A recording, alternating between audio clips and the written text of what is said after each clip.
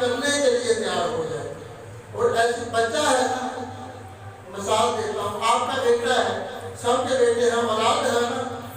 اب گلی محلے کا کوئی آ کر بچہ کہتا ہے کہ انکل چاچو جی مجھے یہ 1000 روپے کی وہ کھلونا لے دیں. آپ لے کر دیں گے؟ مجھ اس میں سے کوئی بھی نہیں لے کر دے گا، چاہے دے کیا ہی دے، کوئی بھی نہیں لے کر دے گا. اب وہ کھلونا آپ کا بچہ مانگے، دکاندار کہے کہ 2000 کا لینا ہے، آپ کو 2500 کا بھی لینا پڑے، آپ نے لے دینا. ایسا ہی ہے نا ایسا؟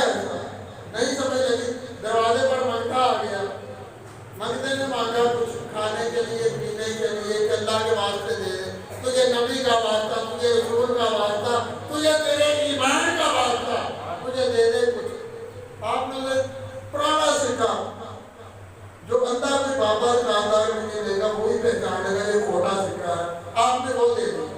اس نے اتنے واسطے دیے، تجھے ایمان کا واسطہ، نبی کا واسطہ، رسول کا واسطہ، تجھے تیرے محبوب کا واسطہ، روزے مانے کا واسطہ، دے دے کچھ نہیں دیا.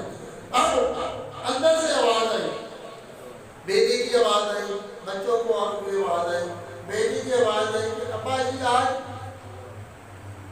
پائے کے ساتھ ناشتہ کرنا ہے، جب نہاری کھانی ہے، محمدی نہاری کھانی کا. ابا جی جیسا بھی ہوگا وہ جائیں گے، ناشتہ لے کر آئیں گے.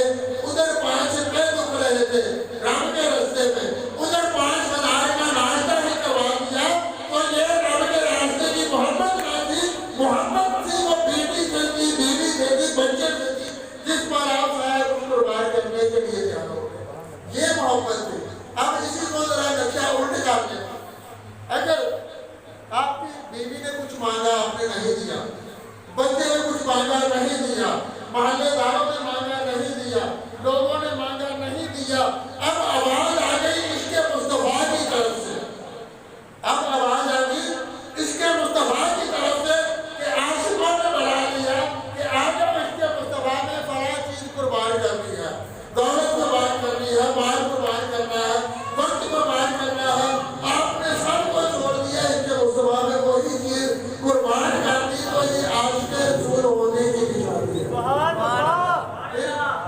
یہ آپ کو جو واقعات سناتے ہیں نا کہ مریض آتا ہے ٹھیک ہو جاتا ہے، فلاں آج کا آیا ٹھیک ہو گیا، یہ ایسے عاشق ہوتے ہیں، ان کے دل میں ایسا عشق، ایسا جوش اور جذبہ ہوتا ہے کہ اس وقت وہ سب کچھ قربان کرنے کے لیے تیار ہو جاتے ہیں.